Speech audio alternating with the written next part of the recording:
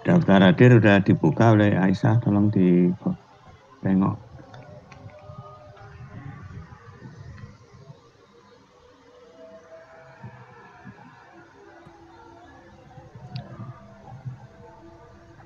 Tadi saya yang sudah bukakan Pak Heri.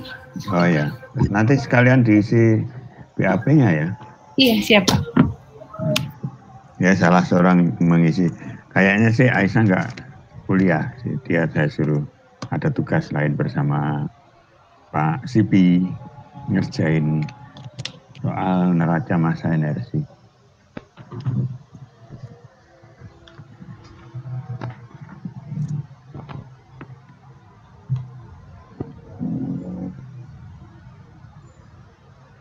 Yuk kita mulai dan mungkin kita bisa mengakhiri jam 4:04,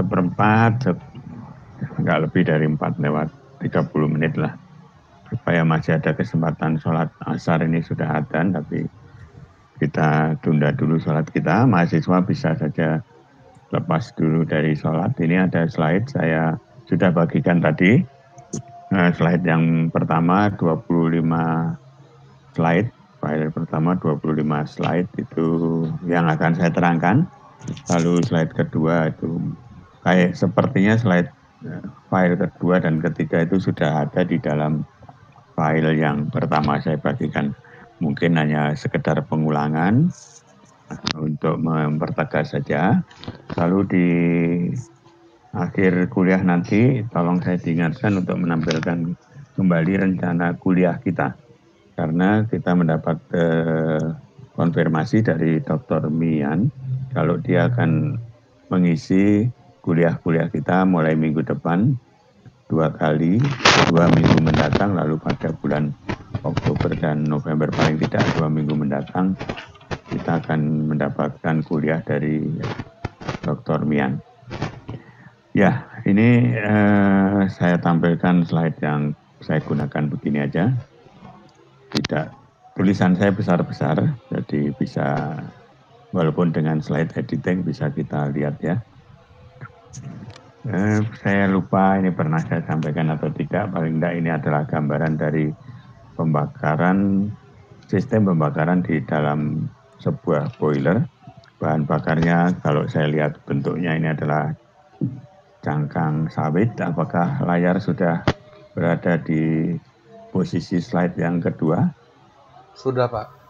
Ya, ini cangkang sawit ya. Dari gambar bentuk ini, lalu ini adalah sabut. Sabut itu adalah bagian di luar biji sawit, di luar inti sawit ya, biji sawit ya, yang diperas minyaknya. Sekali lagi saya sering cerita, zaman saya kecil minyak sawit itu diperoleh dari bagian dalam sawit, bagian dalam dari biji sawit, kernel cell oil, kernel oil, palm kernel oil, lalu dipecah, dalamnya ada daging seperti kelapa biasa begitu. Nah itu diperas, dapat minyak yang ternyata minyak itu mahal sekali, bagus sekali. Lalu dikembangkan tanaman yang menghasilkan minyak di bagian luarnya ya ini. Nah sabutnya ini kering karena memang dikeringkan ya. Tentu saja awalnya ini basah lalu. Nah bagian bawah ini juga ada gambar sedikit. Ini saya nggak bisa pakai ya. Pakai apa namanya, pointer ya, nggak bisa ya. Harus slideshow Pak. Ya slideshow, saya buat slideshow dan saya coba mematikan kamera saya.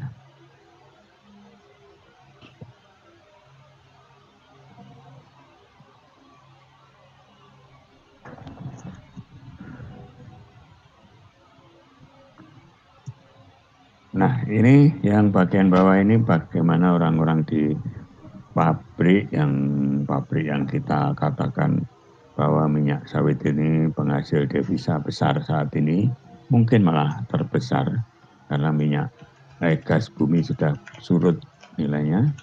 Tapi kegiatan yang ada di sana itu kadang-kadang masih tradisional, ya seperti yang kita lihat di sini.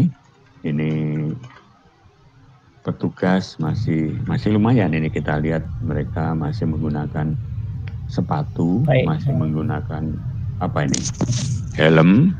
Nah, kita lihat ini apa yang kita lakukan. Ada Peri, ini belum slideshow, masih slide editing, Pak. Sudah saya. Nggak bisa Kami kalau belum. itu, baik. Slide editing saja nggak apa-apa lah. Ya, kenapa ya kadang-kadang begini, kadang-kadang bagus gitu ya. Oke, nggak apa-apa. Ini slide editing ya. Sekarang saya buat slide show. Apa yang terjadi? Masih belum bergerak, Pak. Mungkin dari teman-teman juga, mungkin di saya agak terlambat, tapi kalau di teman-teman sudah silahkan konfirm ya. Belum, Pak.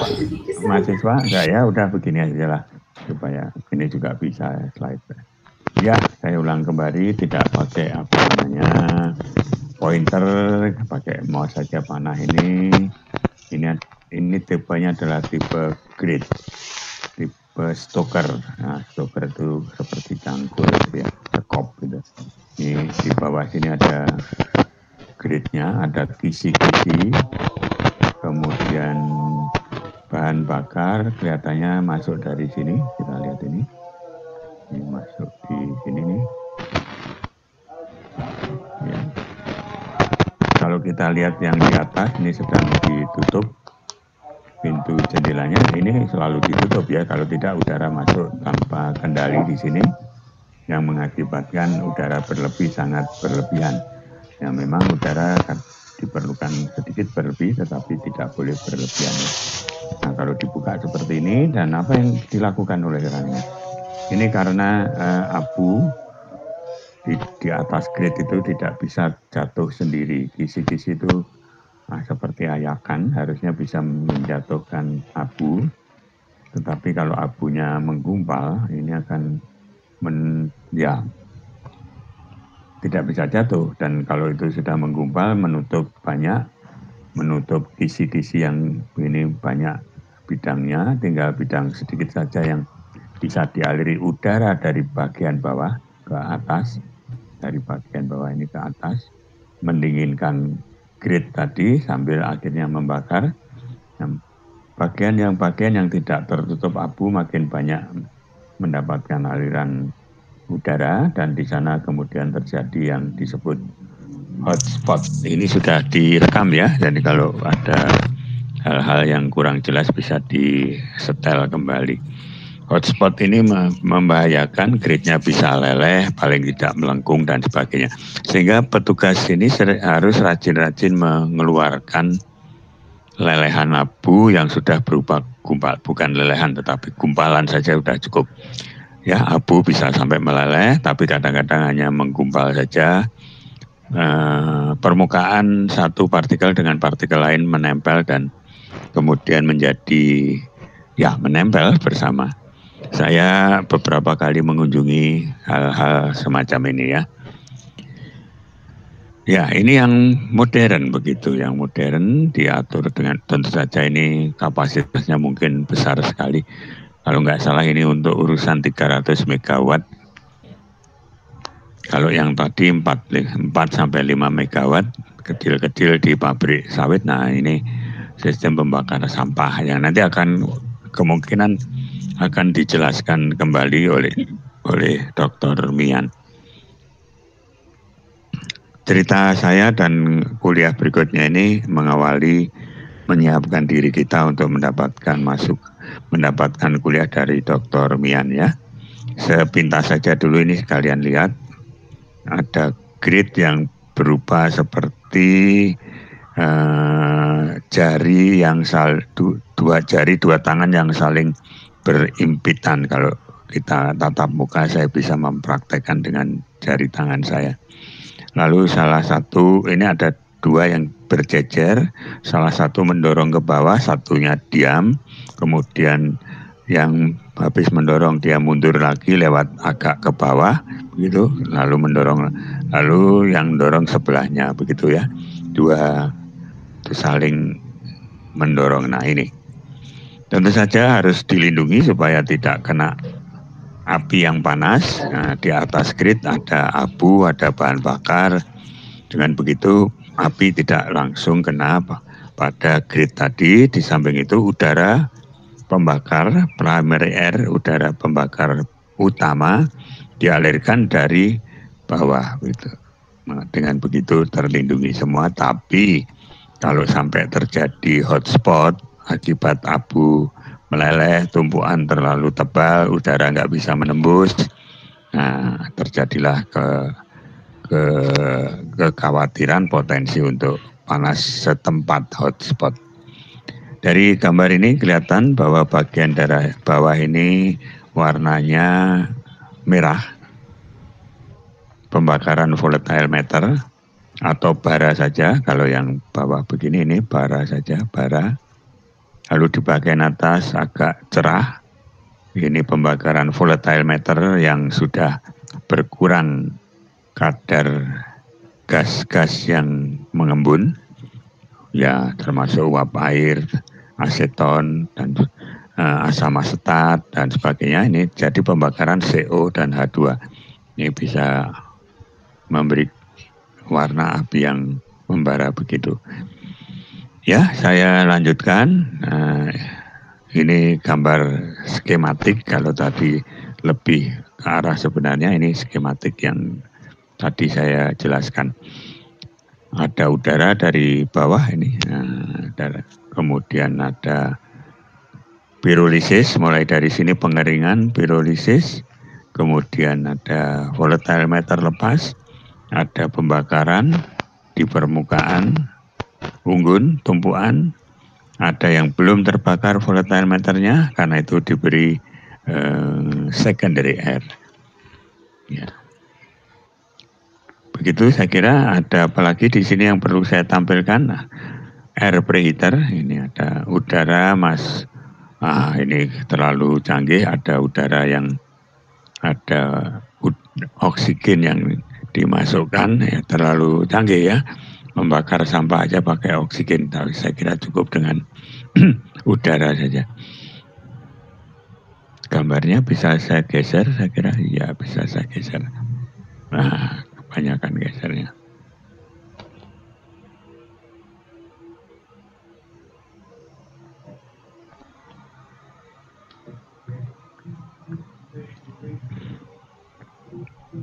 Ya, konfigurasi dari aliran air kira-kira begini.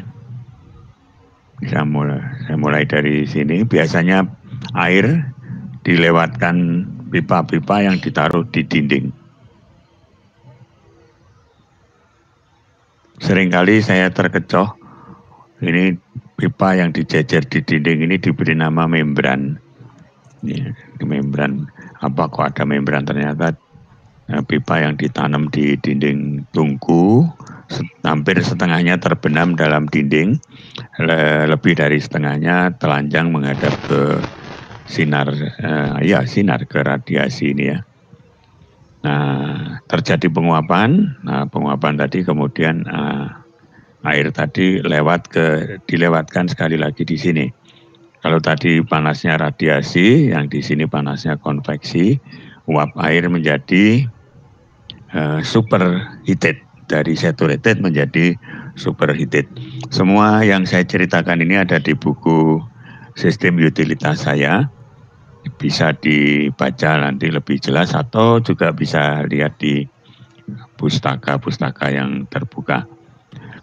Nah, gas panas mengandung debu, abu, apa saja, kemudian dilewatkan barangkali siklon di sini, bisa back filter, dan yang di sini mungkin back filter, mungkin juga elektrostatik precipitator.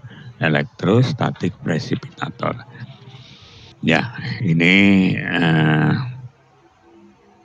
konfigurasi gambaran yang ini saya ambil dari internet ya. Kalau yang sebelumnya ini saya ambil dari kursus saya di Cina pada tahun 17 ini, dan saya mengunjungi betul pabrik boiler ini. Dwi mungkin juga begitu, atau Bu Meti sempat berkunjung ke pabrik boiler mungkin juga ya, boiler yang besar. Ya ini. Nah sampai di sini dulu, barangkali ada yang ingin ditanyakan mengenai kejadian konfigurasi secara fisik di boiler, di tungku pembakaran dan di boiler. Tungku pembakaran dipakai panasnya untuk menguapkan air.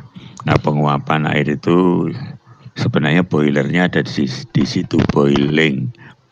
Tapi keseluruhan benda ini kalau kita lihat ini disebutnya juga boiler, padahal yang gede ini adalah sebuah tungku, furnace, fire furnace, api, tungku api. Ya, kalau tidak ada, saya lanjutkan. Ini masih seperti tadi, gambarnya juga mirip-mirip saja. Tapi ada upaya untuk menghilangkan NOx, menghilangkan NOx, yaitu dengan menyemburkan amonia. Nanti reaksinya amonia dengan NOx menjadi H2O dan N2. Selective NOx, denox ya, non katalytik R-nya lupa, reaction apa, reaktor ya. Reduction Pak. Reduction ya, reduction mungkin di sini juga tertulis semuanya. Nanti Dr. Mian akan menyampaikan lebih lengkap lagi kenapa NOx perlu dihilangkan, dan juga satu lagi dioksin perlu dihilangkan. Nah, bagian-bagian berikutnya ini sudah kalian kerjakan. Misalnya mana? Ya, ini semua sudah kalian kerjakan. Nanti kita lihat saja. Pekerjaan 2 orang sudah disiapkan oleh Pak Dwi, kita evaluasi pekerjaan 2 orang. Sebelumnya saya lanjutkan dulu ini.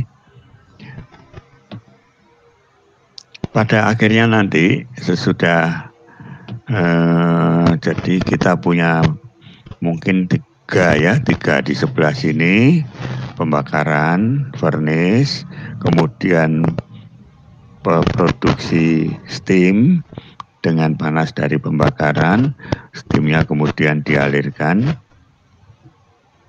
ke turbin dan dikondensasi, kemudian dikembalikan lagi.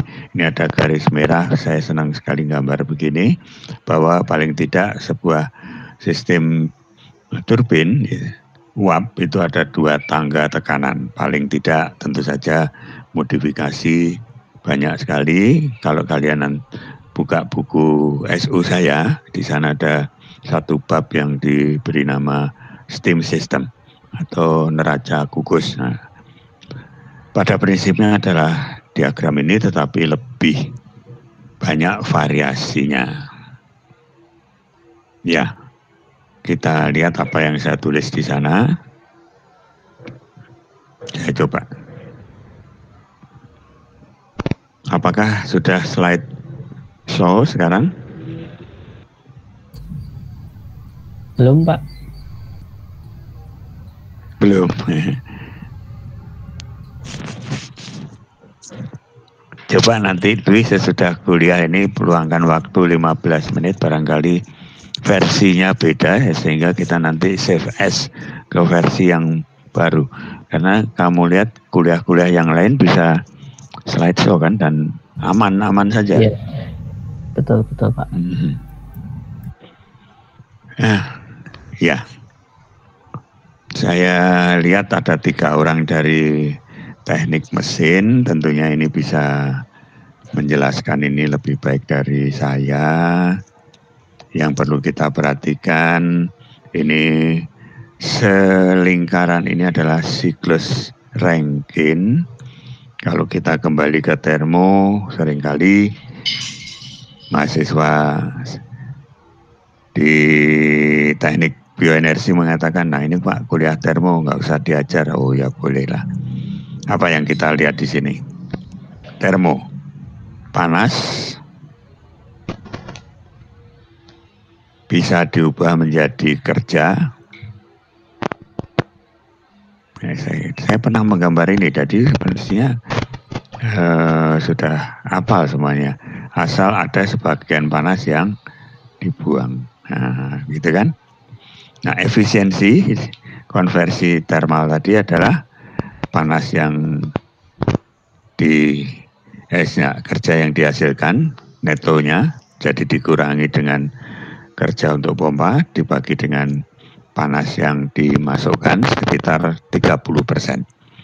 Kalian nanti harus bisa menghitung dengan detail rinci ya, bahwa betul bahwa panas yang kita siapkan masuk ke kukus, ke steam, hanya 30% yang bisa kita manfaatkan.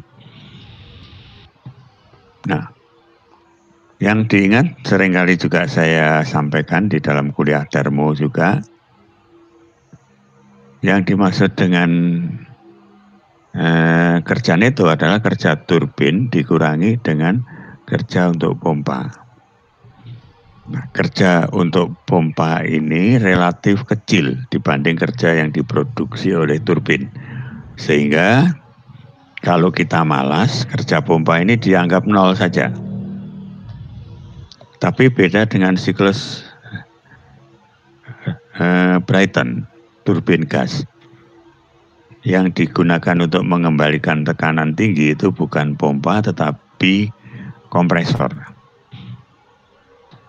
Kebutuhan kerja untuk kompresor itu bisa sepertiga dari hasil yang dihasilkan oleh turbin. Sepertiga hasil turbin ekspansi gas dipakai untuk kompresi udara masuk. Di sana udara ya fluida kerjanya. Di sini fluida kerjanya adalah kukus atau air. Kembali lagi ke pompa. Kalau kita malas ngitung, pompa dianggap nol. Kalau kita mau menghitung, kerja pompa adalah delta P dibagi rho. Kalau fluida kerjanya air tidak non-compressible, jadi delta P itu P1 dibagi P4 dibagi dengan rho dari air. Itu adalah kerja dalam satuan kilojoule per kilogram aliran ini semua. Nah, tinggal menghitung aliran ini semua kebutuhannya berapa. Kebutuhan air yang disirkulasikan ini tergantung dari produksi steam, produksi mekanik. Nah, produksi mekanik ini dihasilkan dari kerja ekspansi steam, isentropi ya, isentropi. Hari kapan? Hari Kamis ya. Hari Kamis kita akan ke sana ya. Ya. Namun karena kita biasa membaca dari kiri ke kanan, sering kita menghitungnya menggunakan basis perhitungan. Basis perhitungan apa? Basisnya itu mulai dari kiri. Di kiri ini kita asumsikan banyaknya panas yang tersedia sekian kilowatt atau sekian kilojoule per detik, menghasilkan berapa kerja, berapa kilowatt kerja. Nah, nanti dikalikan saja yang dibutuhkan kerjanya sebenarnya berapa, dikalikan kembali ke sana. Bahkan kita bisa mundur lebih jauh lagi ke sini. Nah, di sini apa yang kita masukkan? Biomasa kan? Basisnya 1 kilogram biomasa atau 100 kilogram biomasa atau 1000 kilogram biomasa. Lalu dari biomasa ini berapa yang bisa ditangkap oleh air menjadi steam. Ini ada efisiensi dari boiler. Nah, kemudian dari sini semua, kalau kita males langsung saja kali 30%, yaitu efisiensi siklusnya. Tapi kalian nanti saya minta menghitung dari sini ke sini, ini berapa konversi kerja dibagi dengan entalpi yang masuk. Ini bisa dihitung, yaitu ekspansi isentropi. mendekati isentropi. Tentu saja bisa dikoreksi. Kalau non isentropi berapa efisiensinya berdasarkan pengalaman orang. Baik, saya hentikan dulu sampai di sini pengantar dari siklus Rankine dan sistem turbin uap atau turbin kukus. Ini kaitannya dengan pembakaran. Saya berhenti dulu 1 menit, barangkali kalian ingin mencoret-coret catatan yang tadi saya berikan. Sekali lagi baca buku sistem utilitas saya, walaupun banyak kesalahan yang perlu dikoreksi, lumayan lah. 1 menit silakan untuk mencatat, merenung, dan boleh bertanya.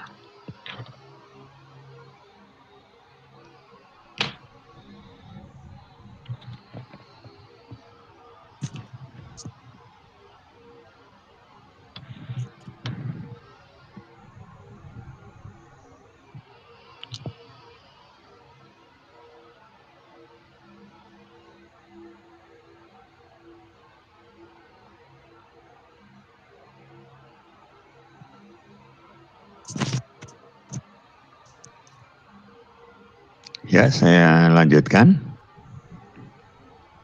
Ini adalah penggambaran siklus Rankine tadi dalam bentuk yang lain, yaitu bentuk diagram termodinamika, khususnya tekanan dan entalpi.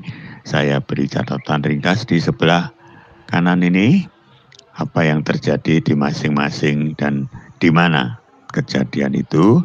Misalnya menjadi 1 itu adalah kejadian yang di pompa. Ini pompa membuat tekanan naik, tetapi kita anggap entalpinya konstan karena dia fluida yang incompressible. Entalpinya konstan, atau bahkan air cair bisa cairan ya, bisa didekati seperti gas ideal. Entalpinya naik kalau temperaturnya berubah. Nah, selama temperatur tidak berubah, entalpinya boleh dianggap konstan. Walaupun tadi saya katakan, kalau mau dihitung, kalau kalian rajin menghitung, ini tadi sudah, nah kebetulan ada kesempatan menulis ya. Kerja dari pompa, salah ini. Nah, kerja dari pompa itu bisa dihitung dari delta P dibagi dengan rho. Ada hasilnya. Kalau kalian belajar aliran fluida ya, rumus ini penting sekali, nggak boleh diabaikan. Tapi dalam hal kita bicara di bukan di mekanika fluida ya, di termodinamika, di sekarang konversi termal, siklus Rankine, boleh saja kita abaikan. Mudah-mudahan saya bisa menulis dengan baik. Nah, tanda lebih kecil di mana ini? Apakah kalian melihat sesuatu di layar saya?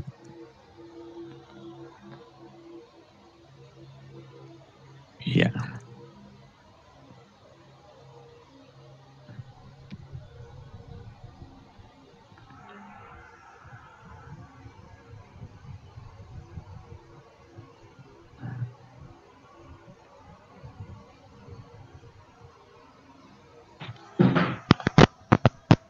Ya, itu saya tuliskan. Ya, supaya ingat ya.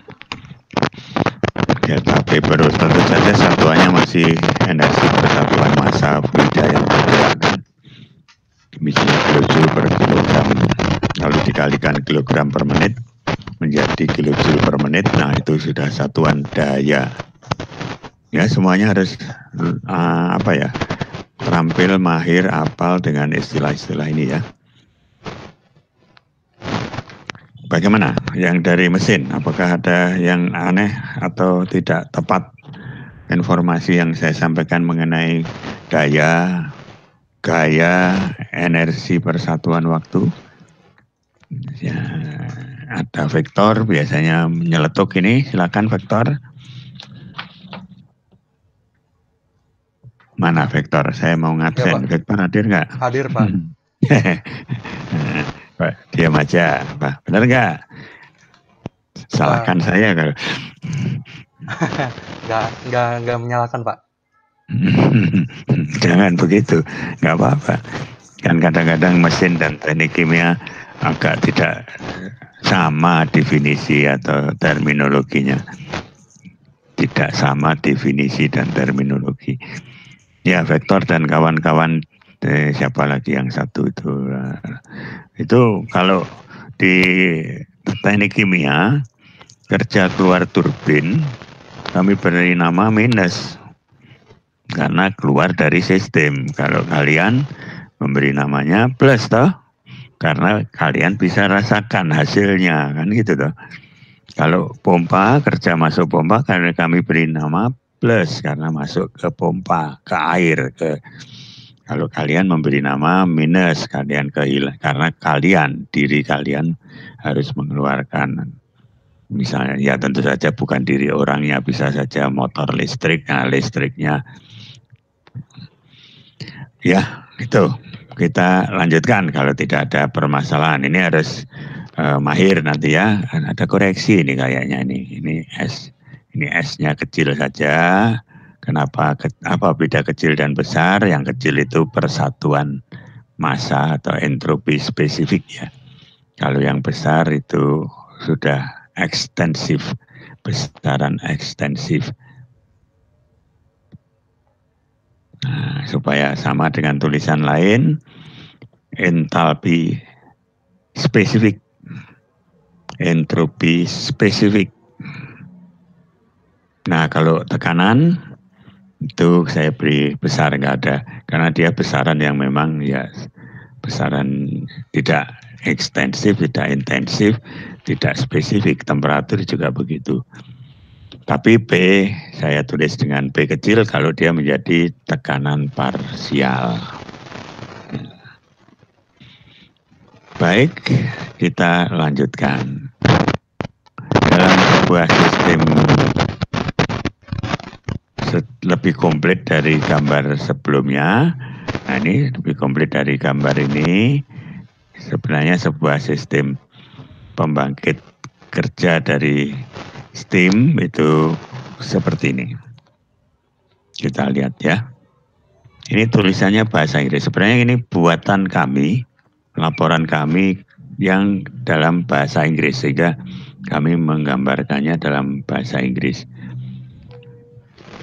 Apa?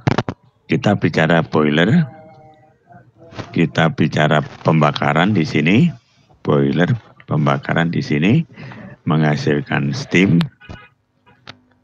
Steam masih di dalam boiler. Steam tadi mengalami kenaikan temperatur pada tekanan konstan, menjadi superheated steam, kemudian ke turbin diekspansikan, kemudian tekanannya menjadi rendah, bahkan di bawah atmosfer, didinginkan dengan air laut atau dengan air sungai atau dengan sistem air pendingin yang tertutup. Nah ini sistem air pendingin tertutup, muter saja di sini, atau dari sungai atau dari laut. Saya selalu cerita di PT Badak dengan pendinginannya dengan air laut ya. Nah, karena besarnya dari sistem pembangkit tenaga dengan steam ini besar sekali dan banyaknya ada 18, 22 persisnya. Air pendinginnya persis seperti sungai mengalir gitu. Sesudah dipakai untuk mendinginkan mengalir seperti sungai. Ya, ini jalur air tadi kemana? Nah, jalur air ke sini.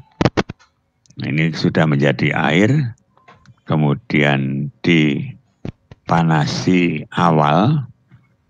Siapa yang manasi nanti kita lewatkan, kita ingat lalu baru masuk.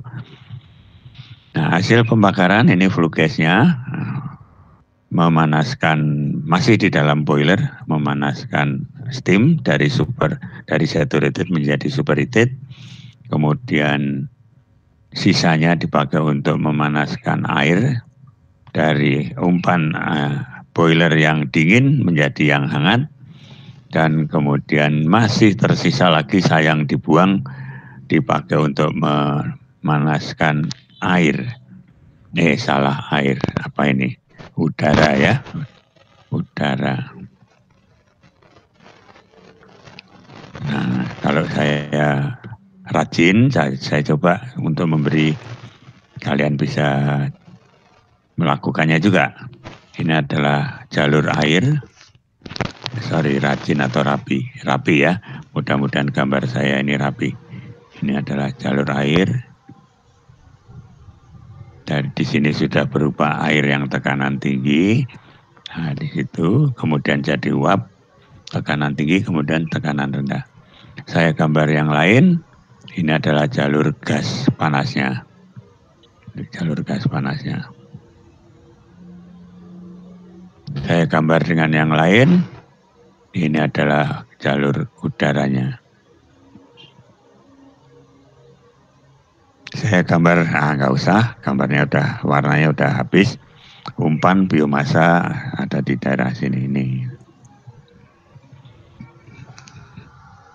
Saya akan memberi tugas, entah memberi tugas ini atau apa, pokoknya ada satu tugas besar, merancang sistem seperti ini atau sistem gasifikasi.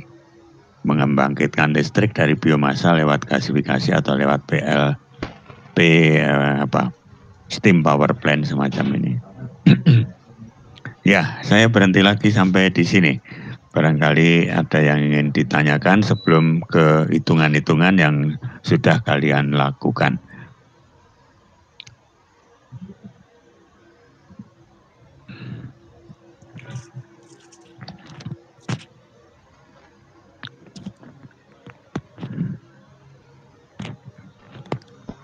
Oke, sampai di sini kalau tidak ada yang ditanyakan, saya akan mengomentari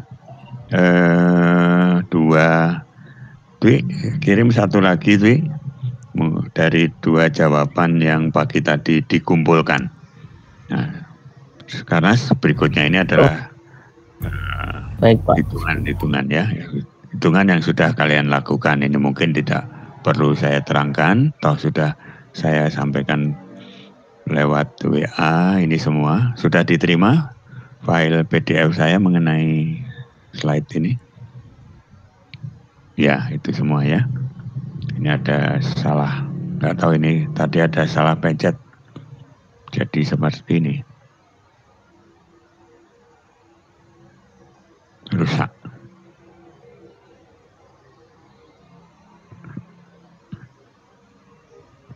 Ya, saya mundur dan saya akan tampilkan hasil pekerjaan salah satu teman kalian. Mohon maaf kalau saya pakai contoh ini. Dan namanya, tunggu dulu, saya lupa untuk menyiapkan ini.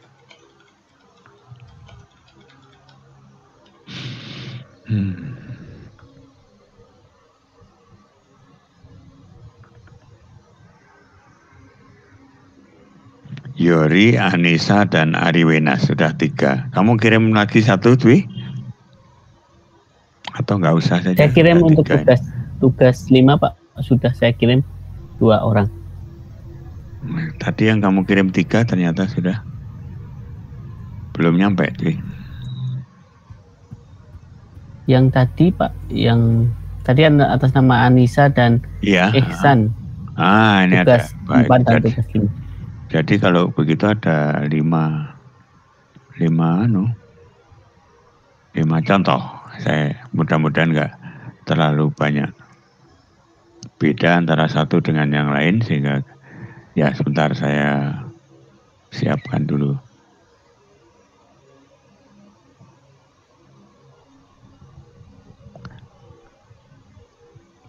vektor, kemudian ada Puji, ada Ihsan sudah ya tadi. Ihsan sudah.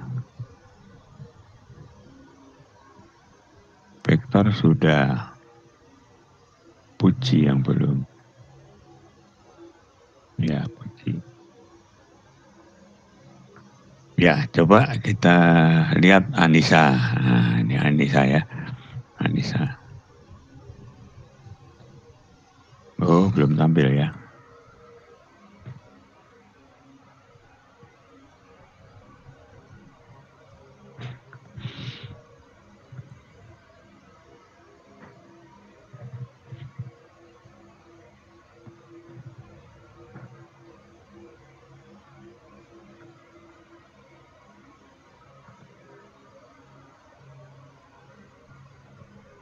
Udah ya, tampil ya. Betul. Iya. Tadi saya lihat ada kesalahan sedikit.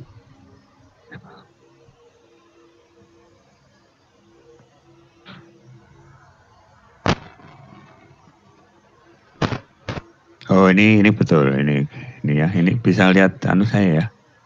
Ini benar ini. Bisa, Pak. Minus, ini minus. Ya, kebutuhan udara adalah kebutuhan untuk CO2. Mana ini? Caranya gimana untuk bisa menulis itu? Pakai edit, kemudian review, Pak. Oh, review, ya. Drawing, ya. Pensil, ya. Kebutuhan untuk membakar C, kebutuhan untuk mereaksikan H, ya betul. Lalu yang sudah tersedia di biomasa sendiri, jadi ya nilai dari ininya adalah minus ini ya, betul. Nah, ini punya siapa ini? Anissa ya. Punya Ihsan, nanti kita lihat yang sudah saya baca. Kemudian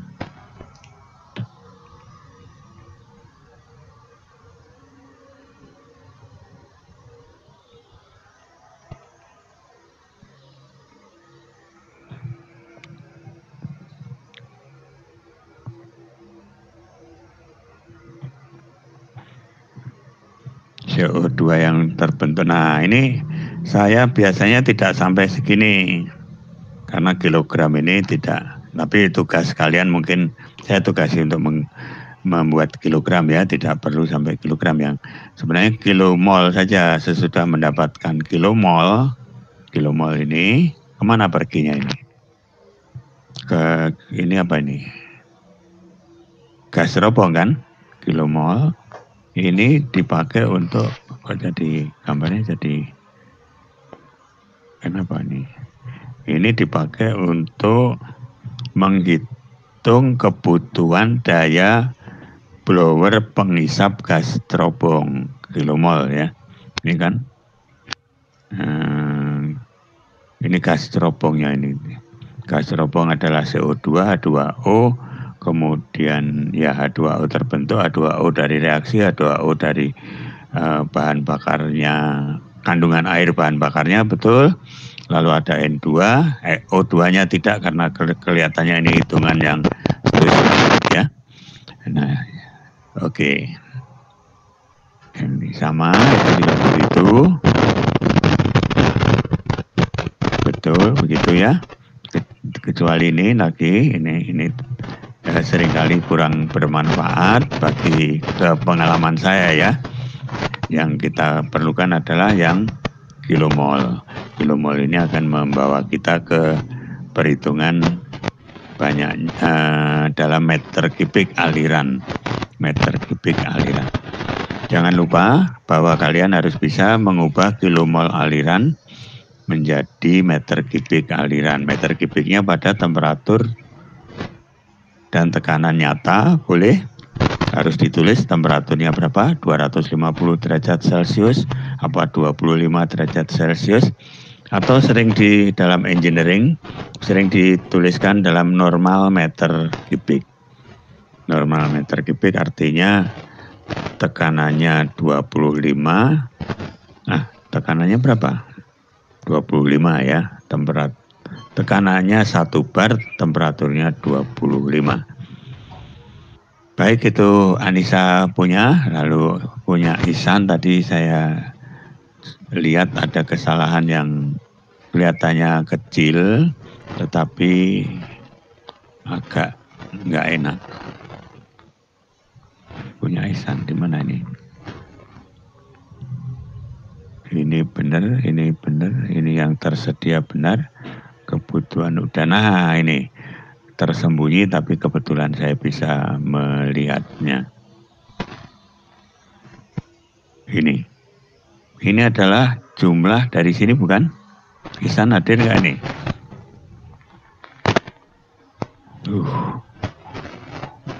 Ya, Pak. Iya.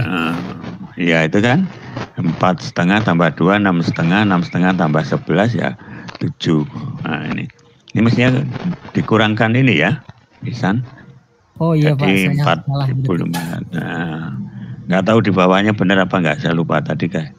Yang ini yang pertama, kemudian yang kedua, apapun yang ada di atas tadi yang disebut komposisi itu adalah ini, hitungannya nggak tahu benar apa enggak ya, atau ada salah di mana tadi. Mungkin salah yang di atas tadi mengakibatkan salah di sini ya. Yang tadi oksigen dari biomasa kamu tambahkan, mungkin ada salah di sini. Iya, salah di situ. Ya. Lalu yang agak tidak enak adalah yang di sini. Ini nulisnya ini gimana ini? Komposisi gas cerobong C 10%. Ya enggak toh? Yang 10% ini CO2 ya mestinya. Jadi seharusnya di sini ya ditulis CO2. Menjadi apa? H2O. O menjadi apa ya? Sisanya O2 gitu ya. Jadi komposisi gas cerobong ini, komposisi gas cerobong. Kenapa ikut? Ya. Nah, kesalahan semacam ini jangan sampai terjadi kita. Kalian nanti saya minta untuk mendesain sebuah sistem yang seperti yang saya sampaikan tadi. Sebuah sistem PLTU, steam power plant atau gasifikasi. Nah, oke, apapun juga kalian sudah menjalani ini dengan baik. Sekarang saya lihat punya puji yang baru dikirim oleh Pak Dwi tadi, punya vektor, sudah saya baca tapi biar sajalah. Punya puji kepenggal di mana ini punya puji? Untuk yang puji tugas 5 Pak, hanya mengevaluasi neraca energinya. Asumsinya adalah semua neraca massa sudah benar begitu ya? Iya.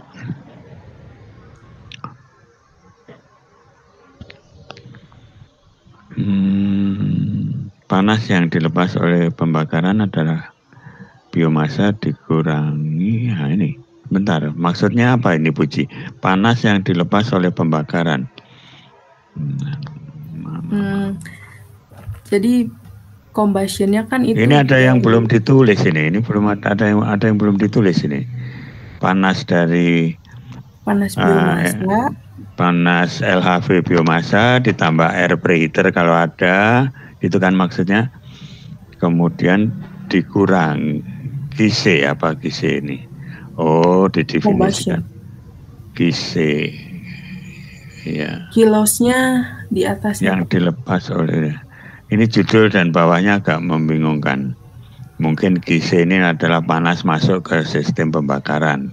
Ya itu maksudnya. Nah, begitu. Kemudian panas yang keluar dari sistem pembakaran adalah GL, kilos ya ini. Tetapi di bawah kamu tuliskan GL saja. Nah, jangan begitu ya. Iya, Bang. Ya, kalau sedang apa ini, sedang rajin gini ya bisa menelusuri, oh ya Ini ada salah tulis gitu. Nah, kemudian ini ada salah apa? Salah salah judul. Kemudian ini ada salah judul. D, C, ini D, E, ini mungkin F, ini di sini F ya. Nah, anak-anak semua, teman-teman semua ya, jangan sampai begitu. F, kemudian yang ini menjadi G ya. Judul E adalah panas yang masuk ke sistem, judul D adalah panas yang dibawa keluar oleh gas serobong. Panas yang dimanfaatkan adalah ya ini, jadi betul. Kemudian efisiensi juga demikian. Berapa persen hasilnya? 80. Masih ada dalam buku saya tuliskan panas yang dilepas oleh sistem ke lingkungan, ada yang lewat dinding, radiation loss, panas karena radiasi, panas karena jelaga, panas karena sebagian biomasa nggak terbakar hanya menjadi jelaga dan sebagainya. Itu ada di buku saya, ada di halaman 46 misalnya.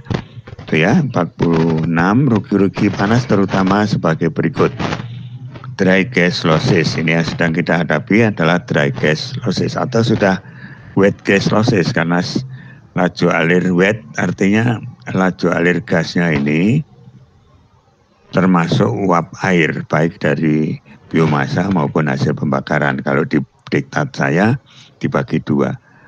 Dry gas itu tidak mengikutkan H2O, tetapi di butir lain ada moisture losses, yaitu panas sensibel uap air yang dibawa oleh gas serobong. Uap air berasal dari dua sumber. Lalu ada moisture combustion air, bahkan ini ada walaupun kecil sekali. Udara mengandung uap air. Nah, uap air dalam udara ini dianggap membawa serta nanti terlalu rumit, terlalu jelimet ini, wah. Paling-paling kemudian di akhirnya nanti dianggap nol begitu ya. Ada incomplete combustion, itu kalau ada CO, tapi CO kemarin saya beritahukan boleh dianggap tidak ada, kecuali sebenarnya ada, tapi kalau sampai ada itu sangat-sangat merugikan ya, dan sangat membahayakan kesehatan.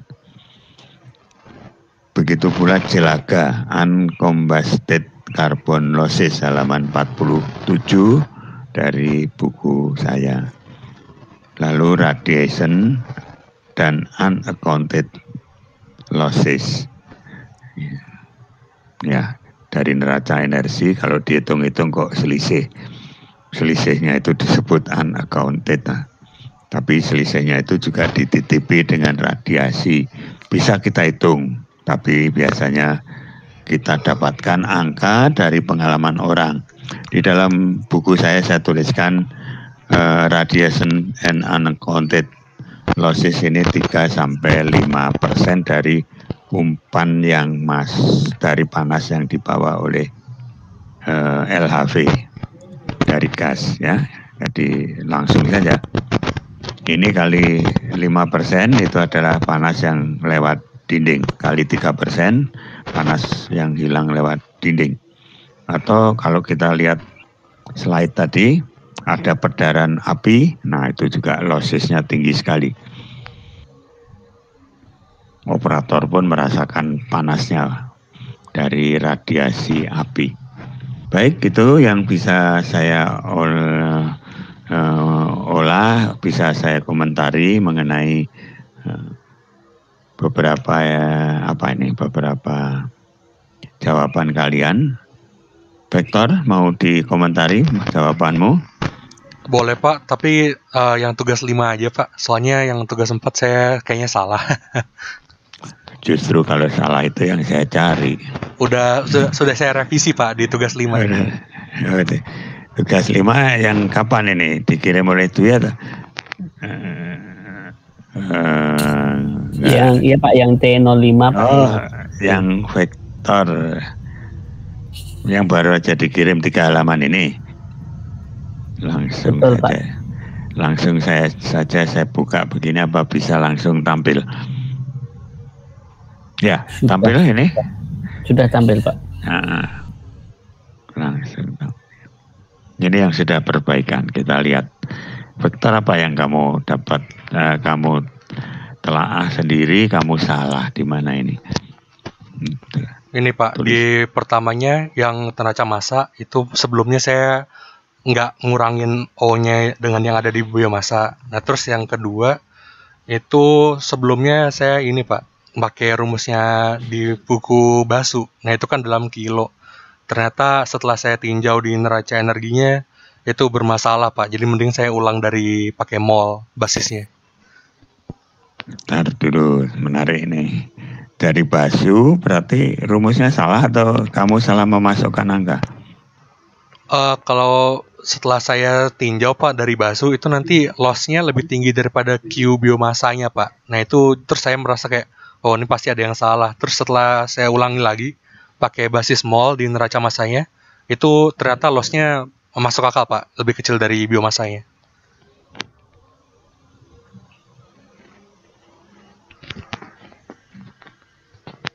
Sudah di sini belum? Sudah Pak, itu saya sudah tunjukkan yang di EAC-nya 0, 20, dan 50 sama di T keluarannya 400, 250, sama 150 dan Ini yang efisiensi. variasi moisture content yang 13 sama 15% Pak. Ya, ini efisiensinya ya, angkanya 80-an, 70 dan sebagainya ini ya. Iya, bagus, terima kasih, bisa diperbaiki. Kamu perbaiki, tapi tulisanmu jelek banget ya. Tapi masih terbaca, enggak masalah. Mohon maaf Pak. Nah, ya, seperti ini sebaiknya tidak diurak-urak ya, walaupun saya juga otomatis akan begini. Bagusnya seperti ini, dicoret lalu diganti di tempat lain gitu. Ini lebih enak. Baik, terima kasih Vektor. Ihsan sudah, Vektor, apalagi Dwi yang bisa kita komentari, saya kira udah cukup ya. Ini hitungannya banyak sekali. Tapi contoh hitungan harus ada ya, walaupun ini tabel-tabel begini. Ini tabel, tapi contoh hitungan harus ada untuk menunjukkan bahwa kamu vektor memang hanya 3 halaman, rupanya hanya tabulasi hasil hitungannya ini. Tapi satu contoh. Ada angkanya Pak.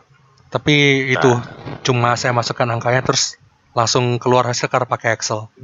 Oke, baik. Sudah siap dengan Excel, jadi nanti kalau tugas rancangan bisa dipakai. Oke, makasih. Sampai di sini dulu. Saya berhentikan dulu sementara. Barangkali ada yang ingin menyampaikan komentar atau ingin dibahas ininya, jawabannya dan sebagainya.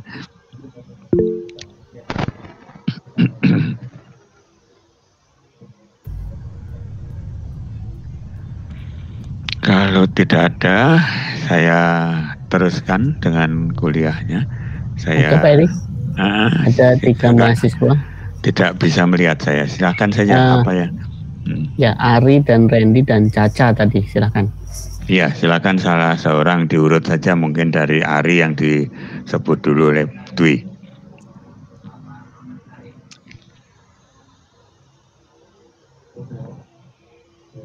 Ari, silakan Ari.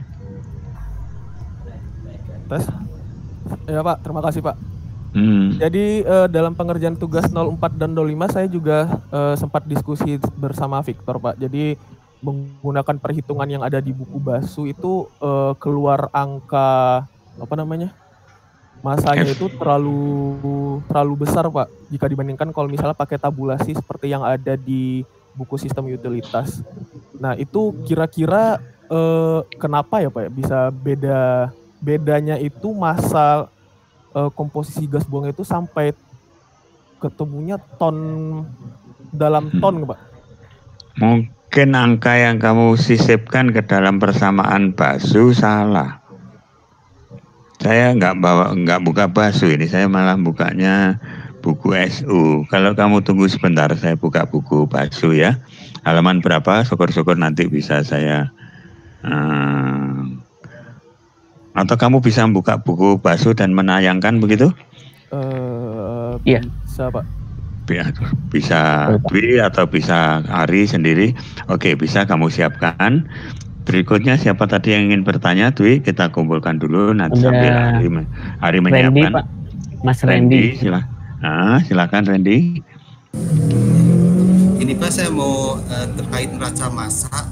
Kan di awalnya tuh diketahui soalnya itu dry basis, dan ketika masuk ke pembakaran mengandung moisture yang 0,13.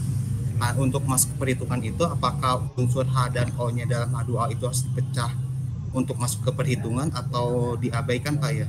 Soalnya kalau hitungan saya itu yang kalau misalnya dimasukin ke yang basis kering itu 6,98, apabila yang unsur yang 0,13-nya dimasukin, unsur H-nya itu menjadi nambah Pak, atau kayak gimana?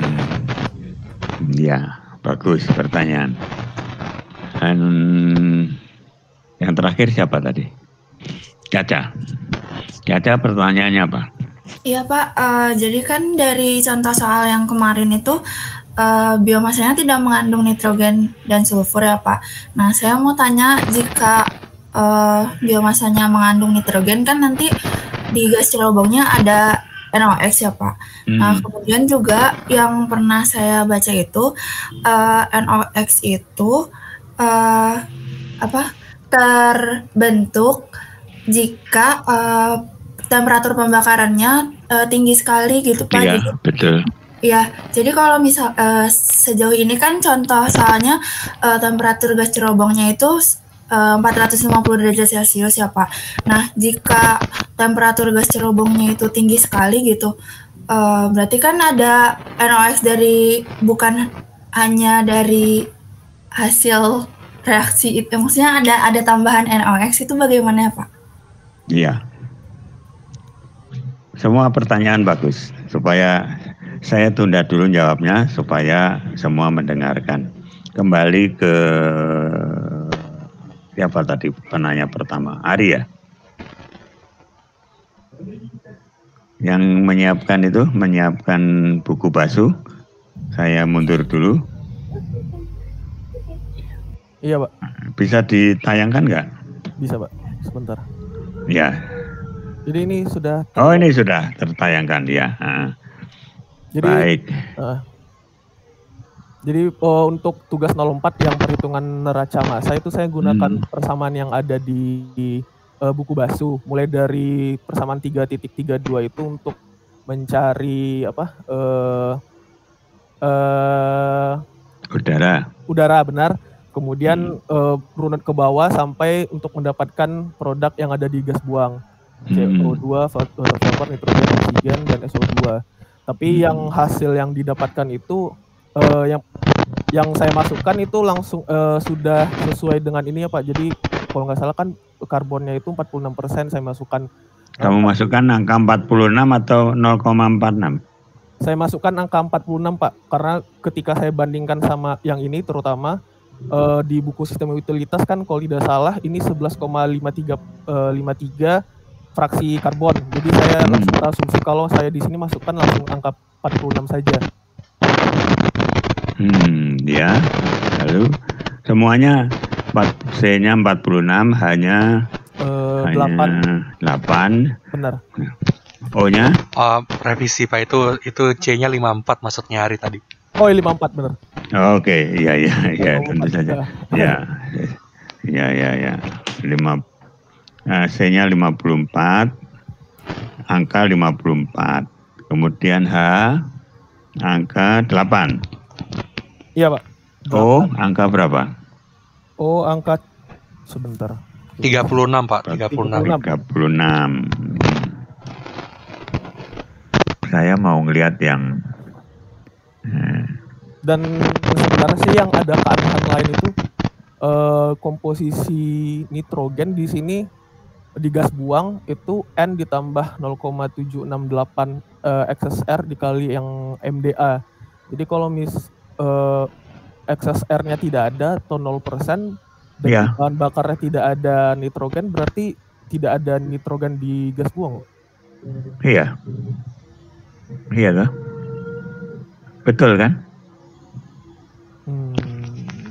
Iya kan, ini pertanyaan yang tadi, pertanyaan saja kalau nggak salah, tapi nanti kita bahas.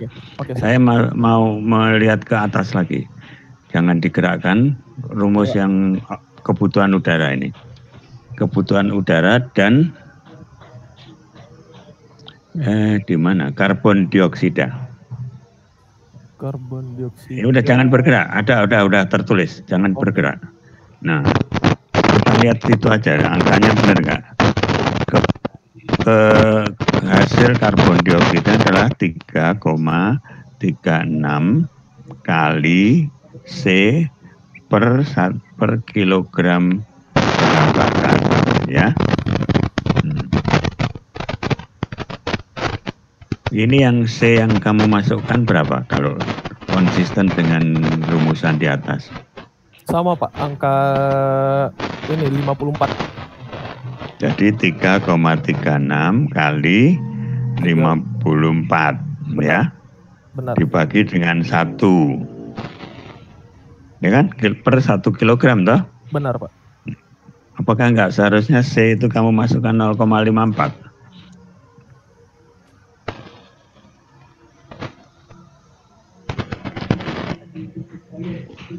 Kilogramnya. Ini kan kilogram bahan bakar, yang atas kilogram CO2. Jadi kalau 0,54 ya, 1 kilogram biomasa dapat 540 gram karbon. Saya bagi dengan 12 supaya menjadi menjadi mol. Ya toh? Iya. Kemudian saya kalikan 44 mol CO2 kali 44 gram per mol. Ya toh? Iya Pak, iya. Ya, benar nggak? Oke. Terus nanti jadinya angka 336 itu. 336 itu sebenarnya 336 itu sebenarnya angka apa?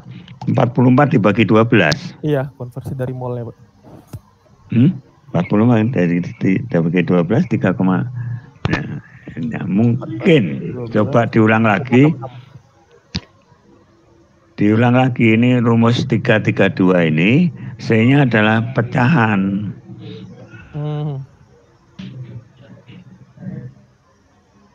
Yang ini Pak ya. Hanya adalah pecahan, O-nya adalah pecahan. Baik.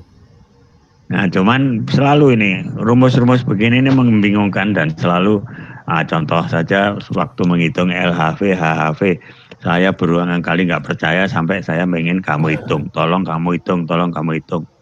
Ya kayak bingung saya. Walaupun di situ ada tulisan where C, H, O, N, S are the percentage of. The percentage of itu pecahannya atau bilangan bulatnya? Bilang gitu loh. Nah, udah. Baik, nah, apakah tidak kamu coba aja C-nya kan kamu kasih 54, ini salah nggak bener. Kamu pakai Excel, mbak, C-nya itu kamu kasih 0,54 hanya kamu kasih nggak gitu. Punya Excel. Dugaannya memang ada kurang 10 pangkat minus 2-nya Pak. Kalau dibandingkan sama angka yang dari tabel mol itu. Hitungan dengan mol. Iya. Ya kalau berarti tampaknya memang dari ada perkalian 100 ya benar itu adalah pecahannya yang masuk. Iya. Punya Excel mbak ya dicoba aja kalah saya. Sudah Pak, sudah saya coba. Saya diskusinya bersama Victor Pak waktu awal tugas 04 itu saya coba pakai ini. Makanya di tugas 04-nya angkanya sangat berbeda sama tugas 05. Ya. Sekian Pak, terima kasih atas. Ya, terima kasih Ari untuk diskusinya dan diskusi ini juga meyakinkan saya. Nanti saya coret-coret di buku saya bahwa yang dimaksud di persamaan itu adalah pecahan. C-nya itu adalah pecahan. Di percentage of itu udah pecahan gitu ya. Bukan numerik dari persennya. Ya numerik itu persen yang numerik juga ya. Ya. Berikutnya tadi siapa Dwi? Ada Randy Pak, Randy kemudian Caca. Randy, nah saya ulang lagi supaya semua mendengarkan lagi. Singkat tapi. Ini Pak, untuk perhitungan neraca massa itu apakah elemen H dan oksigen yang di dalam moisture content harus dipecah, dimasukkan ke elemen yang masing-masing H dan O apabila dari H analisa ultimate dari basis ke wet basis Pak untuk iya. CHO kemudian ada H2O gitu ya. Iya. Enggak. Ya dibiarkan saja H2O-nya H2O toh. Tetapi nanti dalam perhitungan neraca massa, neraca energi, inputnya itu LHV atau HHV.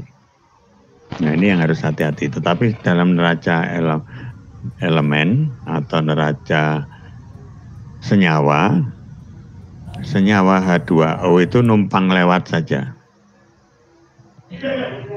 Nah, yang perlu diperhatikan. Silakan.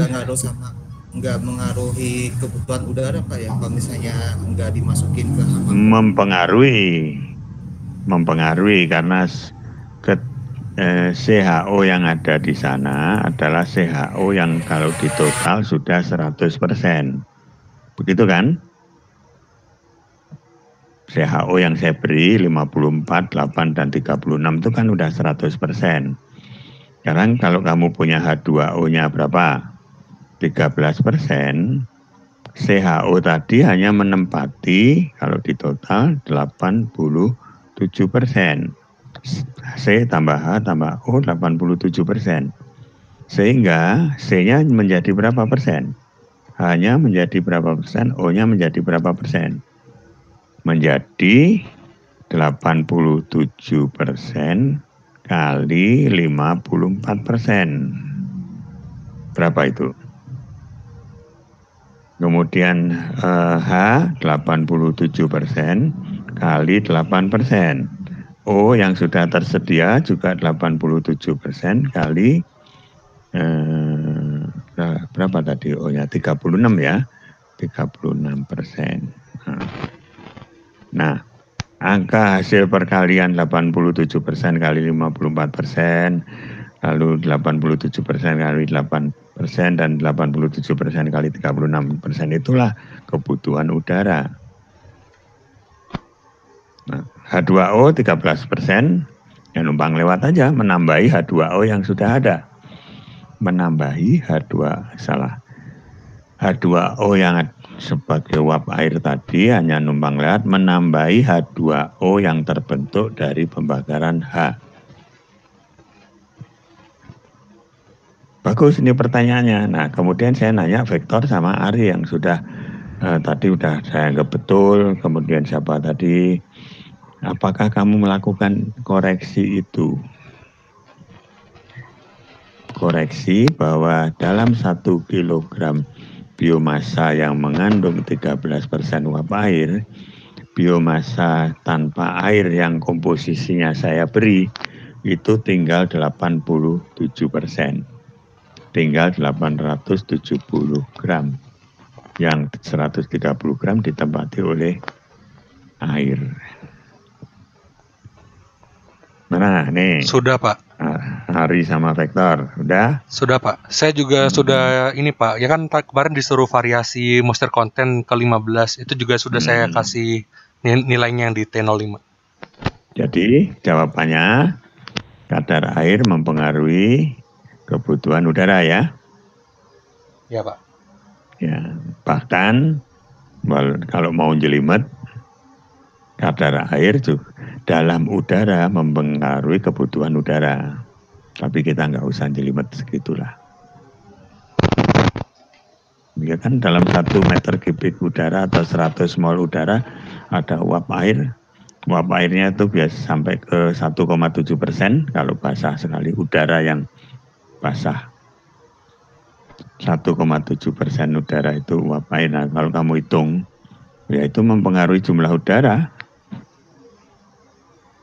dengan cara yang sama tadi, dengan cara koreksi yang sama. Dalam banyak hal kita menganggap uap air di dalam udara tidak perlu diperhatikan, walaupun di buku SU saya halaman 47 halaman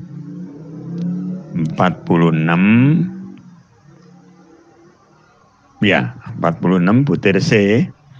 Rugi-rugi panas terdiri dari A, B, C. Nah, C-nya itu moisture in combustion air. Ada ditulis gitu.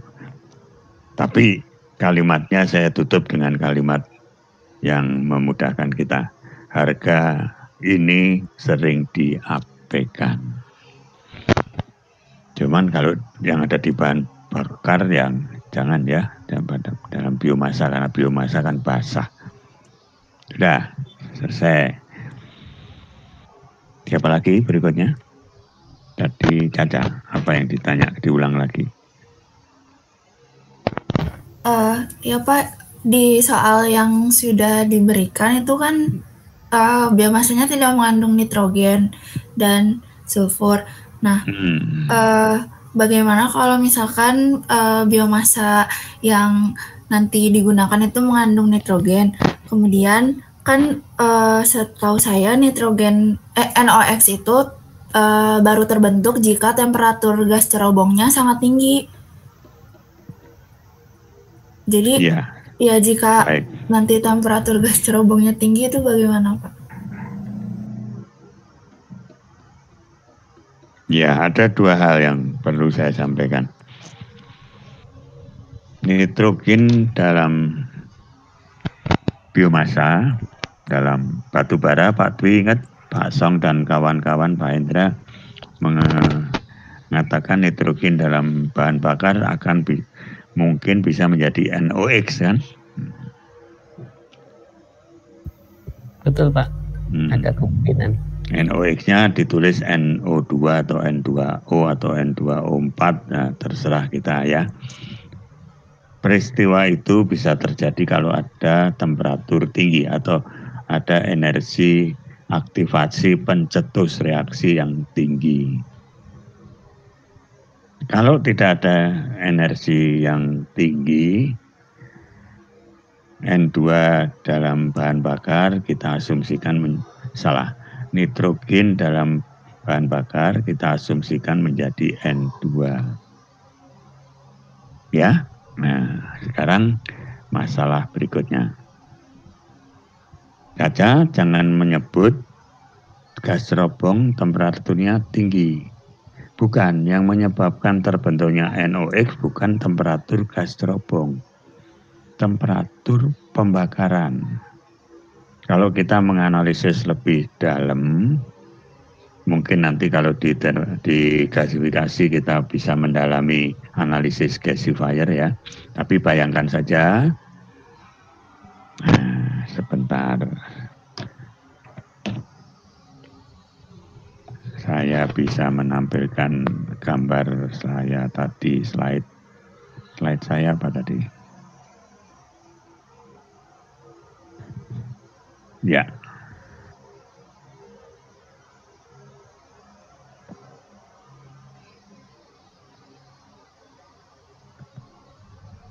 Inilah. Nah, yang dimaksud kemungkinan terbentuknya NOx itu adalah temperatur yang di sini. Bukan ukurannya gas cerobong, temperatur di sini tinggi sekali. Tadi sudah saya katakan hati-hati, jangan sampai terjadi hotspot. Kalau udara hanya lewat satu titik yang longgar, sementara bidang yang lain ini tertutup oleh abu atau tumpukan biomasa yang terlalu tinggi atau batu bara terlalu tinggi, udara nggak bisa menerobos sini, dia cari jalan, ketemu jalan yang mudah. Nah, di situ ada potensi membentuk hotspot, titik dengan temperatur tinggi karena udara membakar dengan baik sekali. Nah, di situ terbentuk NOx, bukan di cerobong. Cerobong selalu temperaturnya kita usahakan serendah mungkin. Tentu saja ada batasnya ya. Nah, di sini kelihatan juga, ini ada pipa ini, ada gambar garis-garis ini. Kalau dugaan saya benar, ini adalah pipa-pipa air. Ditaruh di sini supaya penguapan terjadi dekat dengan api. Tujuannya panas dari api segera terserap oleh penguapan. Ingat, penguapan memerlukan panas laten yang besar sekali dibandingkan dengan panas sensibel. Panas laten jauh lebih besar daripada MCP delta T. Nah, ditaruh di sini walaupun temperatur didih. Superheater yang temperatur steamnya tinggi tidak ditaruh sini. Kalau superheater ditaruh sini rusak pipa. Karena superheater hanya menyerap panas untuk menaikkan temperatur. Kalau di sini boiling, menyerap panas untuk mengubah fasa. Nah, taruh sini. Kembali masalah tadi, nitrogen kemungkinan terbentuk di sini. Ada gambar di sini. Nah, ada gambar. Nitrogen terbentuk di titik-titik tertentu di bagian sini, bukan di cerobong. Oleh sebab itu ada upaya di sini dimasukkan ini amonia, atau tulisan saya di sini amonia atau urea. Ya, kebaca nggak ini? Slide-nya udah bergerak ya. Amonia diinjeksikan supaya ada reaksi NOx dengan amonia menjadi N2 dan H2O. N2 lagi ya. Jadi bentuknya nitrogen di sini. Sekali lagi pertanyaan pertama terjawab ya, bahwa kalau ada pencetus, ada nitrogen di dalam biomasa, ada pencetus, ada NOx. Tapi nitrogen dari biomasa berapa persen? Kalau sekedar 0,5% ya okelah, jadikan ada N2 saja. Atau diabaikan saja. Dalam soal yang saya berikan kepada kalian, saya abaikan supaya kalian tidak terlalu terbelenggu dengan hitungan kali bagi tambah kurang. Tapi Caca betul, idenya bagus, konsepnya jalan. Nah, sekarang kita lihat gambar cerobong ada nggak di sini? Pak Erik, tadi saya kirim gambar yang bisa menjelaskan kapan terbentuknya NOx Pak. Ada boleh, grafik. Ya masih ada waktu, bagus sekali. Tapi saya pengen memperlihatkan cerobong. Gambar cerobong ada nggak di sini? Yang ada air preheater tadi di mana ya? Ah, ini saja boleh. Nanti akan saya ambil Pak Dwi. Sebentar, satu lagi ini ya. Ini saya hapus dulu. Ya. Sampai di titik ini temperaturnya sekitar ini gas cerobong ya. Ini yang saya tunjuk ini sekitar 500.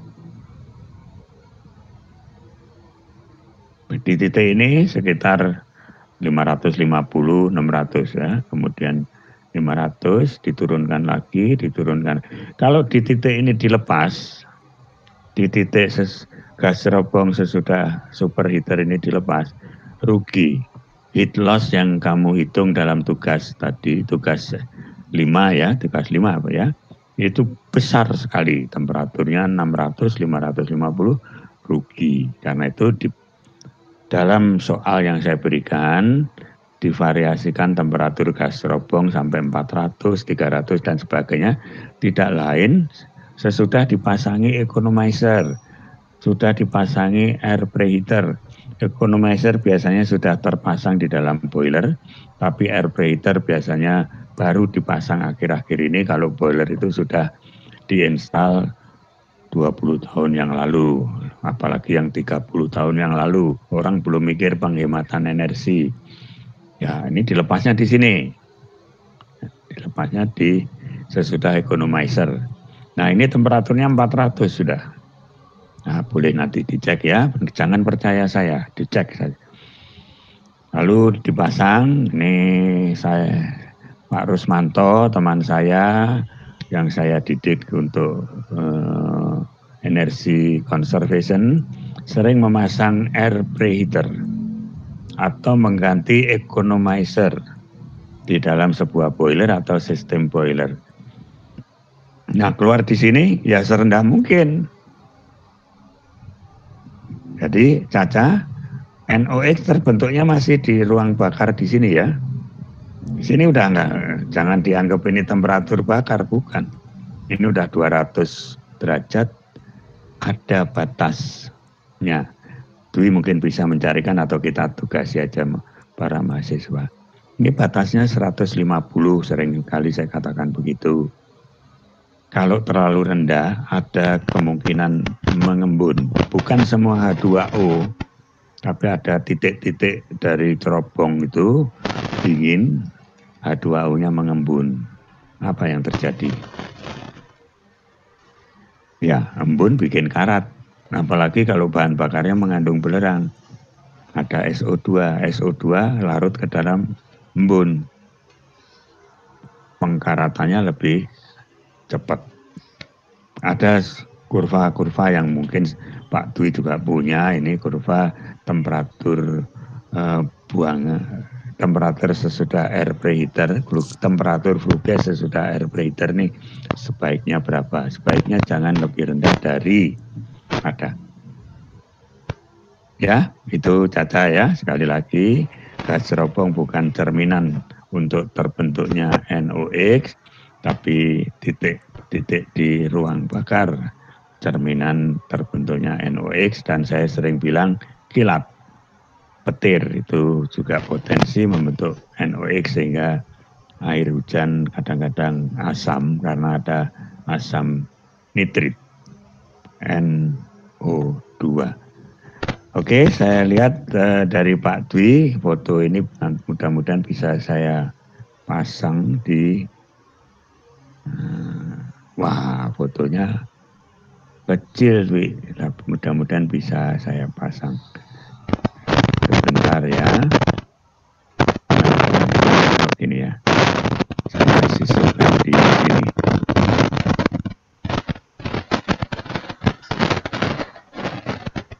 Nanti bisa ditanyakan lagi ke Dr. Mian ya.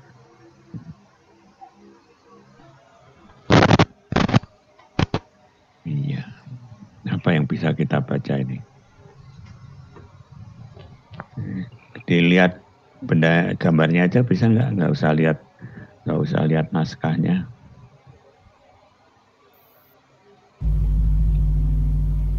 NOx formation, kemudian ini temperatur, kemudian ada dua macam ini NOx formation dari temperatur.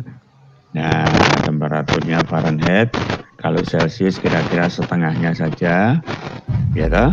Daripada ya 1200-300 Pak. Ya, itu 2400 kurangi 32 kali hasil pengurangannya kali 5/9. Begitu ya? Kali 5. Ya. Betul. Setengahnya 1300. 1300 ini potensi terbentuknya, tapi nggak pakai skala ini potensinya. Tapi 1300 nggak akan kita biarkan tunggu kita berada pada 1300. Maksud saya di boiler ya. Tapi kalau tungkunya itu tungku bakar semen ya memang itu temperatur yang diinginkan. Tungku pemanggang keramik ya temperatur itu yang kita inginkan. Tapi kalau boiler jangan. Lalu kalau di sini apa yang bisa kita baca? XSR 0 ini sebenarnya terkait dengan temperatur ini. Ya, betul Pak. Itu berkaitan. Terkait dengan temperatur kalau tidak ada panas yang diserap. Panas hasil bakar yang diserap. Mudah-mudahan saya benar. Naskahnya coba dibaca. Kalau ada panas dan yang diserap, kalau ada panas yang diserap, misalnya oleh boiler, nggak mungkin ada temperatur tinggi pada XSR berapapun juga ya. Malah makin tinggi XSR makin rendah temperaturnya. Ya, itu yang disebut dengan adiabatic temperature, adiabatic combustion temperature. Ini hubungannya ke temperatur bakar adiabatik ketika panas yang dihasilkan oleh pembakaran tidak ada yang menyerap. Kemungkinan itu ada sehingga kita perlu menghitung adiabatic combustion temperature, adiabatic flame temperature. Kita baca di sini, silakan baca saja sendiri. bahasa Inggris saya nggak bener ini. Ya, jelas. Terima kasih Pak Dwi. Ini kita sisipkan ke sini, walaupun pemahamannya masih agak kurang pas menurut saya sendiri, pemahaman saya, terutama yang sebelah kanannya XSR.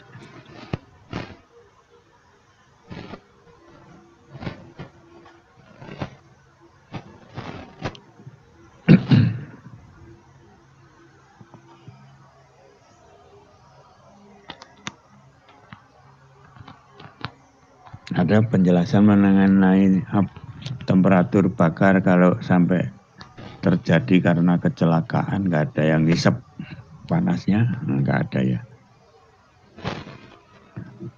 Tapi yang bisa saya bakar di sini, ini ada the flame temperature ini. Jadi temperatur di titik bakarnya, temperatur di apinya, temperatur di baranya, bukan temperatur di gas cerobongnya.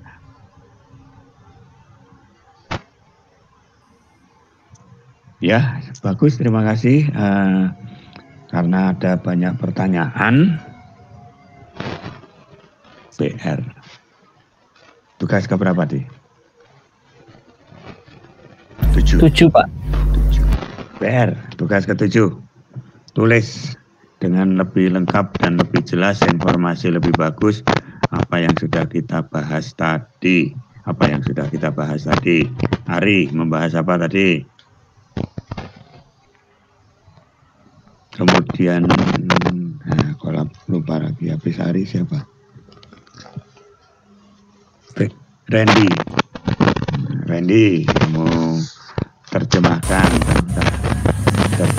penjelasan saya, walaupun itu di slide saya ada, kamu tulis.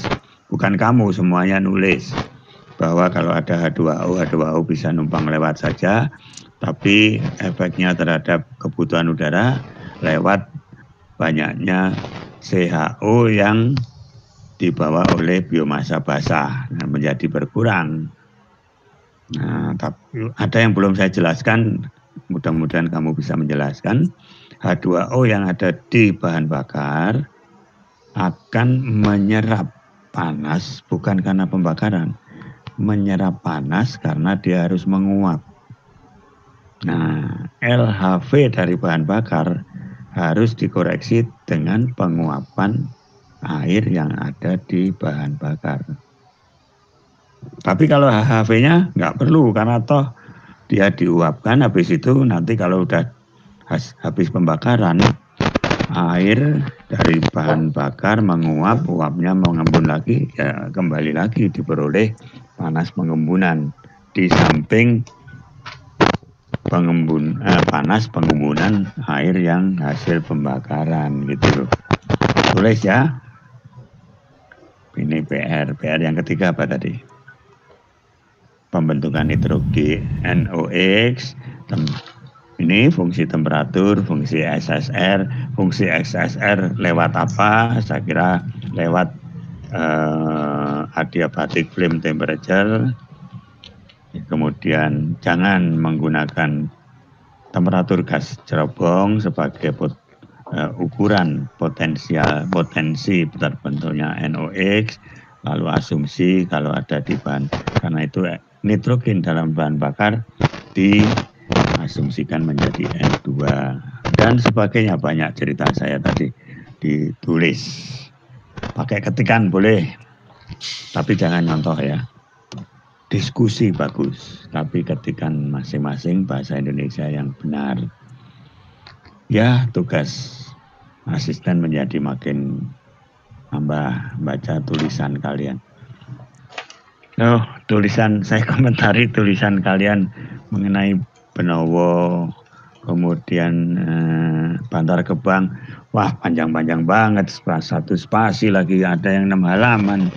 Punya Caca 6 halaman, apa punya Linda ini. Aduh, belum sempat memberi nilai saya. Tapi apapun kami sudah punya slide-nya karena kami sedang mengerjakan proyek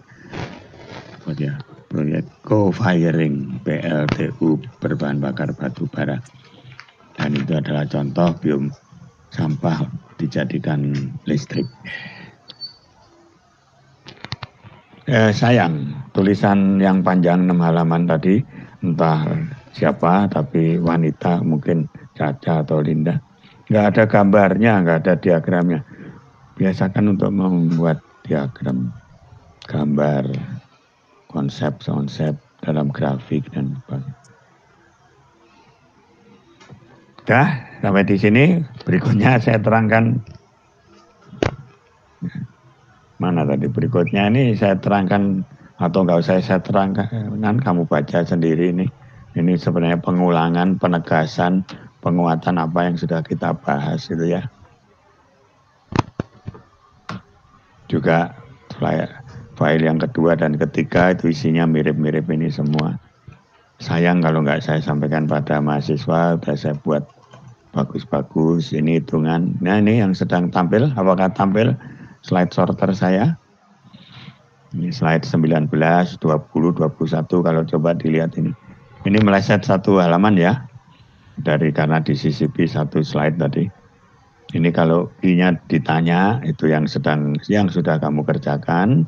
Nah kemudian yang slide 25, ini kalau terjadi suatu kecelakaan, panas tidak ada yang ngambil, nah, temperaturnya berapa?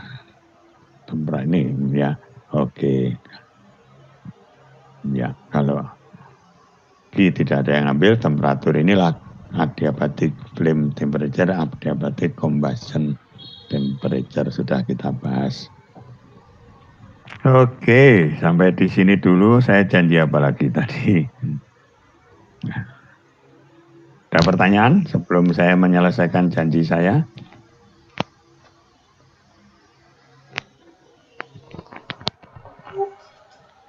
Kalau tidak, saya tampilkan janji saya tadi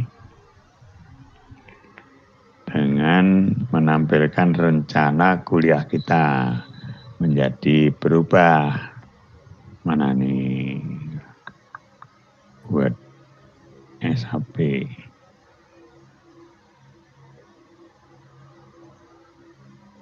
SHP. Mudah-mudahan ini. Ya. Udah tampil pas pada 9 September saya memberi tugas kalian menyusun MP4. Bisa kapan ini Pak Dwi dikumpulkan? Sudah waktunya atau belum? Saya cek dahulu Pak sebentar. Mahasiswa barangkali sudah pada ngumpulin belum? Tanggal 20 Pak katanya kalau kemarin. Ya sudah, ya nggak apa-apa tanggal 20 saya memeriksa aja kapan. Nah tapi karena ya, tanggal 20. Karena tanggal 20 saya ubah lagi. Kita sudah kuliah tadi ya, itu banyak yang bisa dibuat MP4-nya. Ya boleh kamu ambil yang itu. Mudah-mudahan belum kamu kerjakan sehingga tugas yang saya perbarui, boleh yang lama, boleh yang tadi kita diskusikan bersama, kamu buat MP4. Barangkali juga di internet juga ada, bisa kamu salin, bukan barangkali itu. Saya agak yakin ada pasti. Karena ada kuliah dari Dr. Mian, ini menjadi berubah. Nah ini Dr. Mian akan 2 minggu mendatang ini, dan 2 minggu yang akan datang. Pada bulan Oktober November ya ini. Iya, nanti akan saya atur kembali. Mungkin pirulisis, torefaksi, hidrotermal tidak saya sampaikan, atau yang lain yang tidak saya sampaikan. Combustion of biomass sudah, furnace sudah sedikit, nanti akan disambung dengan kuliah dari Dr. Mian. Ya, boiler configuration mungkin saya buang, bisa lihat di buku saya. Steam properties ini yang mau saya kejar bukan bulan, hari Kamis ya. Hari Kamis kita kuliah lagi, hari apa? Kuliah lagi besok. Hari Kamis, Pak. Kamis siang. Nah, Kamis siang saya akan coba untuk meloncat langsung ke steam properties dan komponen dari boiler sampai steam line sampai ke turbin. Supaya kalian bisa menerima apa yang disampaikan oleh Dr. Mian ini.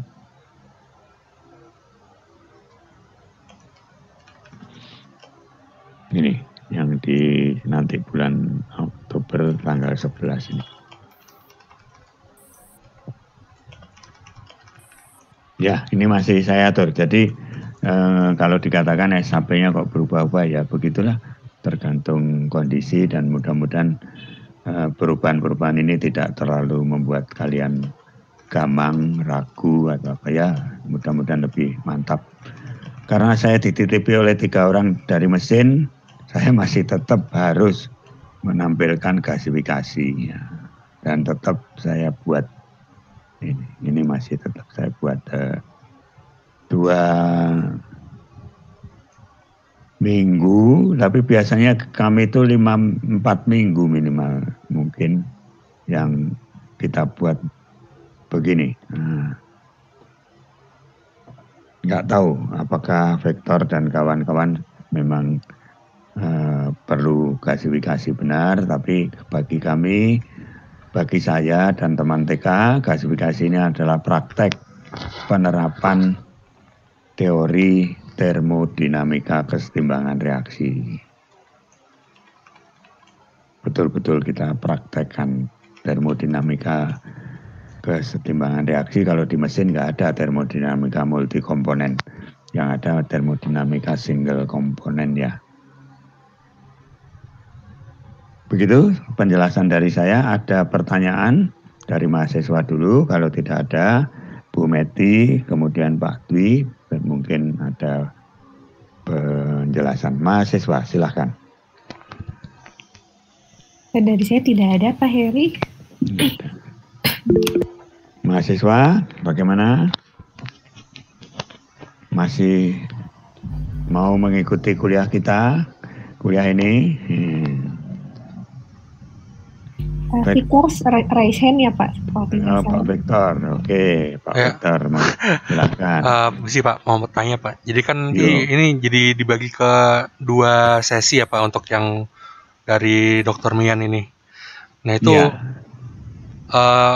kira-kira yang kemarin kan masih belum tahu ya Pak, sesi keduanya itu topiknya apa, itu jadinya bagaimana ya Pak? Loh, lah ini udah ada, ini dari beliau ini. Oh. Ini dari beliau. Kalau saya pengennya waste to energy experience ini di belakang, tapi beliau ini yang sedang saya sorot, kelihatan nggak? Waste to energy. Ya kelihatan Pak. Development in China and experience. Ini pengen saya di belakang, tapi mungkin sebagai pengantar cerita itu lebih. Kemudian yang saya tidak duga, waste sampling and characteristic analysis. Apakah ini sama dengan analisis ke biomasa, ultimate, proximate, heating value? Mirip Pak Eri. Mirip. Ini ya mirip penguatan, menjadi penguatan kan. Ini yang September kan, minggu depan. Terus ini mungkin yang saya sorot ini, gambar-gambar yang saya tampilkan tadi akan muncul kembali dengan penjelasan lebih panjang. Nah, desain dan calculation apakah masuk juga di sana? Ini yang sedang saya sorot. Masuk di sana itu neraca massa dan energi, apa langsung desain fisiknya, karena beliau adalah orang mechanical engineering. Kira-kira begitu. Victor menjawab pertanyaan kamu. Lalu yang terakhir itu pollution controlnya Pak. Nah, bagus sekali juga kan. Saya nggak mampu terus terang menyampaikan. Ya sejauh yang saya sampaikan tadi lah. Ada dioksin, kami belajar dengan Pak Dwi juga. Tapi kalau ada Dr. Mian yang menyampaikan ya bagus. Bu Gelang mungkin juga pandai, tapi kita lihat saja dari luar. Nanti Dwi ingat, Bu Meti dan Dwi ingatkan ini Bu Gelang kita undang nih pada minggu ke-10 dan ke-11. Oh, baik Pak. Ya, bahasa Inggris mungkin ini salah nih ya Dwi ya, tolong dicek nih. Research on moisture waste to syngas. Iya Pak, ini salah Pak. Wet waste. Wet waste ya. Moisture waste. Ya sama-sama lah. Orang Cina sama kita kan bahasa Inggrisnya nggak benar. Tapi maklum. Tapi masih bisa dipahami kok ucapan Dr. Mian. Karena beliau sudah banyak melanglang buana. Ketemu orang Finland, ketemu orang India, ketemu orang Afrika Selatan, ketemu orang Brasil. Yang parah kalau ketemu orang India itu bahasa Inggrisnya geleng-geleng kepala semua ya. Ngomong sambil kepalanya goyang kiri, goyang kanan. Ada lagi pertanyaan, udah hampir habis waktunya, ngobrolnya banyak tapi nggak apalah. Mahasiswa tidak ada lagi? Dwi, Bu Meti, kalau tidak ada kita tutup aja, nggak usah kita diskusi lagi karena sudah larut sore ini, nanti kehabisan waktu untuk sholat asar, terutama bagi yang di daerah timur ini, Dwi ini. Nggak ada ya? Baik, terima kasih saudara sekalian. Kita lanjutkan pada hari Kamis. Pelajari STEAM System. Jangan lupa juga buku saya dimanapun juga babnya, pasalnya komplit di sana. Tapi untuk hari Kamis kita STEAM System, STEAM Properties, STEAM Table. Melahirkan STEAM Table. Saya tutup dengan ucapan sekali lagi terima kasih. Semoga kita sehat dan tetap bersemangat. Wassalamualaikum warahmatullahi wabarakatuh. Waalaikumsalam. Terima kasih Pak. Terima kasih Bapak. Mari. Terima kasih Pak. Yuk, Dwi dan Bu Meti, FBAP jangan lupa daftar hadir, mudah-mudahan bisa diisi oleh teman-teman. Iya.